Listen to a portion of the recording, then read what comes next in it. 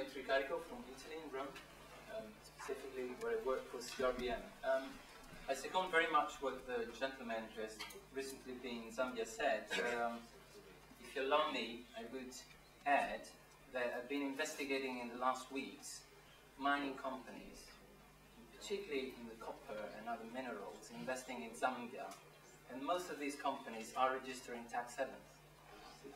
So I think one of the reasons why, and I don't want to avoid the question from, I guess, was the journalist from the local press, why we came here, because we think that within the wider discussion on global financial regulation, and there are millions of things to be fixed, you should start from something. And we believe, as it was been said by many people, that taxation is something linked to everyone. It's something easy to explain, and it's a fundamental matter of democracy. It's a matter of democracy that those companies investing in Zambia under some contracts pay taxes in Zambia. And with that money, a good government in place can actually pay wages for everyone working in hospitals, in schools, and so on. And I can keep going along this line. So I think it's really a matter of responsibility. And I think we came all the way here because we think, as John said, that Jersey can be a fantastic, positive laboratory for change. Today, for changing things, we need good practices. We need to show that we can change. It's not just a matter of saying, yes, we can change. It's a matter of really changing and telling us, I have changed. And we think that from an industrial point of view, we think that from a development point of view, a transformation of the industry here, a just transition is possible. The matter is how everyone takes a personal responsibility for putting the brain energy for making a transformation to happen. And I think that's a fundamental question. And I think, of course, we're very welcome, we're very happy to have this discussion, we're very happy even to talk to those with different views. But I think all of us need to have the honesty that for making change, everyone has to take some responsibility. The change won't come from governments, won't come simply from corporations. The change will come from us. Thank you very much.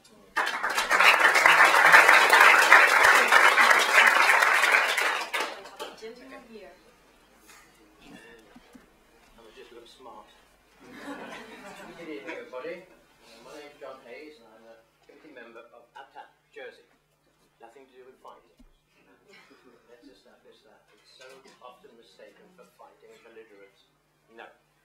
I'm so pleased to see many of our foreign friends here tonight to learn what is happening, and I just want to relate to you, which you might find interesting, what has happened to Jersey. In the 70s, we had a fantastic industry, two fantastic industries. Tourism, which was massive, and agriculture, massive. You will all have eaten the Jersey potato, and the Jersey tomato, and no doubt Jersey milk. People were bringing money into Jersey and investing it because they found that they didn't have to pay so much income tax on it. And this grew. And corporations looked into this and said, well, if I can take a suitcase of money to Jersey and invest it, why can't we use the company to do it? And they started to do this. Now, to be fair to Jersey, people began to look at Benidorm and Cyprus and Mallorca and California and found that they could now go on holiday there. People, the average working man in England was earning more money and he could travel further. So our tourism industry began to decrease. As it decreased, the finance industry built up. And the Jersey government looked at this and thought, why bother about all this worry about tourism and agriculture when finance is building up and money is rolling in? And they let it degenerate down to the present day, where we have a GDP of finance of about 57%. Tourism, which was our major industry, would be in the region of 4%, and I reckon this year it'll go down to about 2%. And agriculture, which my friend here is very involved in it as a farmer, now must be in the region of 1.5%. I could see this coming. I was shown a directive by a member of our government 8 years ago from the EU, which said tax havens must be closed, and they named Jersey. So I went to meetings. I wrote to the Evening Post, and our editor did print some of my letters. I went on the radio, and I said, listen, we have put all our eggs into the finance industry. The finance industry is a very fickle industry. It will up and go. Now, this is before this crisis. Forget this crisis. This is way before that.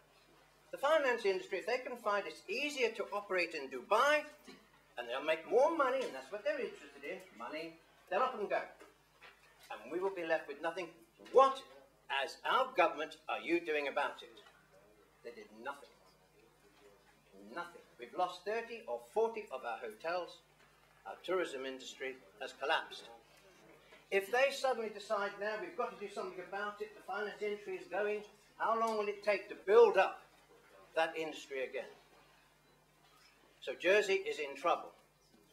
Now our Chief Minister has been summoned to London to sign an agreement simply to cover Brown from being attacked by the G20. And he knew he was in for it. What have you done about tax havens? Nothing. He'd get clobbered. Now he can say, I've had the Chief Minister of Jersey here who signed this form. I have done something about it. It's an umbrella. Brown's put up an umbrella. But Jersey is in trouble. And big trouble now. We have nothing to back us up. And we're going to really suffer. We're told the finance industry is totally beneficial for us. They forget to tell us that we have 12,000 people working in the finance industry.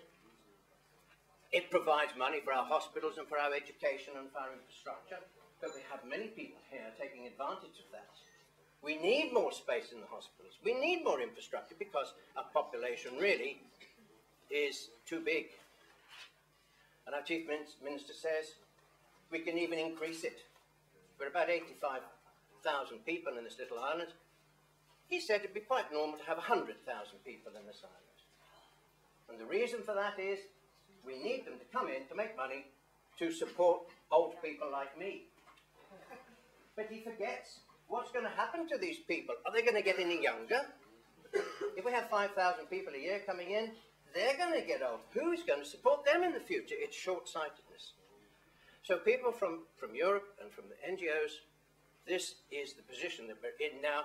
We're on the edge of a big precipice because our government consistently has refused to look at anything else but finance. Now people say, oh, I don't want to see the end of finance. We're traitors. We're called traitors. We don't want to see the end of finance. There are ways of maintaining finance fairly without tax avoidance, but we need more industries. We are only a tiny island. We have no production. We don't produce cars, although no one else does at the moment. But there's nothing else that we produce. We only have tourism.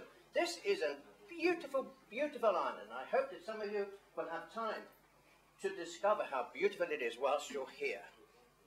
It's a great attraction. We could make a great attraction to fetch tourists over. But they say, okay, they're panicking. We've invested £500,000 in advertising. What's that? Quarter of an hour on TV? We need help from our government. Thanks, Jeff. Thank you very much.